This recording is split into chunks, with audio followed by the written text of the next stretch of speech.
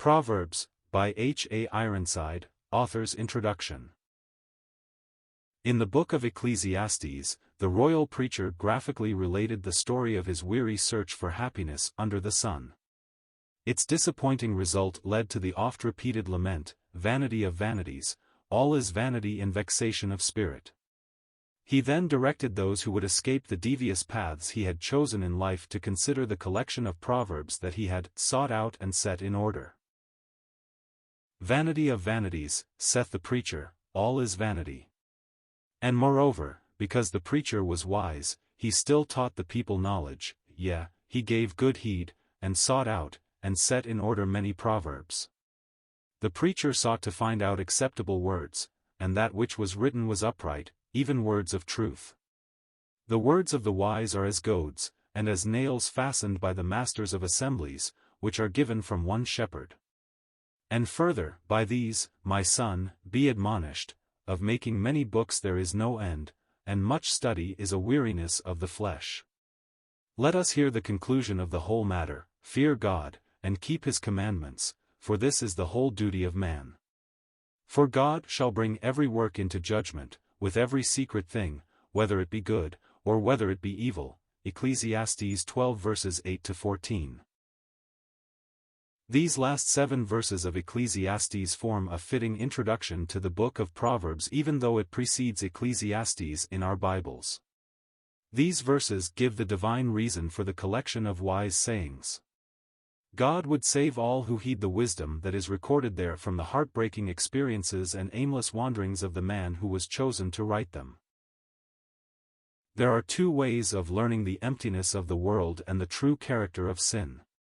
The most common way is to tread the thorny path oneself and thereby taste fully the bitterness of departure from God. The more desirous way is to accept His word regarding the character of sin. This enables the obedient disciple to say, concerning the works of men, "By the word of thy lips I have kept me from the paths of the destroyer." Psalm 17 verse 4. The bitter disappointments, the skeptical darkness, and the weary heart of Solomon, a result of trusting his own wisdom, are strongly delineated in the record of the tempests of his soul. This confusion need never be the portion of the child of God who orders his steps in the truth. Human collections of wisdom and instruction are only the thoughts of men like ourselves. However, as in all Scripture, in the wisdom literature of the Bible we read the very breathings of the Spirit of God. The high and lofty one who spoke worlds into being, who redeemed fallen man, and who will eventually bring in a new heaven and a new earth, stooped in grace to give instruction for the very details of his creatures' lives.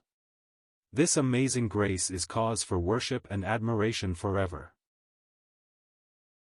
All that I do takes on new importance as I realize that the God who created me and redeemed me does not consider it beneath his notice to instruct me concerning my behavior in the family, in society, and in my methods of business. All are under his eye, and if I act in accordance with the book of Proverbs, I will behave myself wisely, in a perfect way, in every relationship of life. To some the practical commonplaces of Solomon's wisdom may seem a far cry from the heavenly truths of Paul's epistles. But to the balanced Christian the teachings and warnings of Proverbs will have their place alongside the precious truths of Ephesians. The ribbon of blue on the border of the pious Israelites' garment represented the heavenly character of the believer's habits. The book of Proverbs is such an azure ribbon when the light of the New Testament revelation shines upon it, illustrating the behavior suited to the one who is dead, buried, and risen with Christ. True, these glorious doctrines of salvation will not be found stated in the Old Testament, they belong to the special unfolding of truth revealed through the Apostle Paul. But as the righteous requirement of the law is fulfilled in us who walk not after the flesh, but after the Spirit, so the newly created soul will most appreciate the instruction of this wonderfully practical book of the Old Testament. Like all other Scripture, it has been written for our admonition, upon whom the ends of the ages have arrived.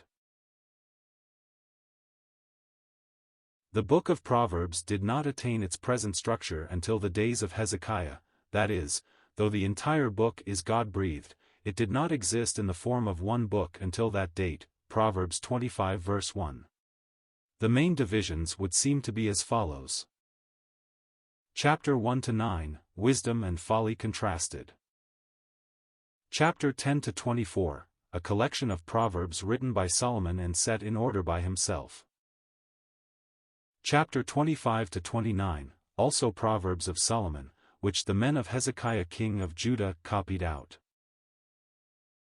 Chapter 30, the sayings of an otherwise unknown sage named Agga the son of Jakeh.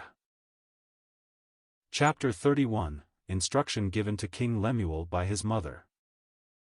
This is the arrangement of the book we will now study.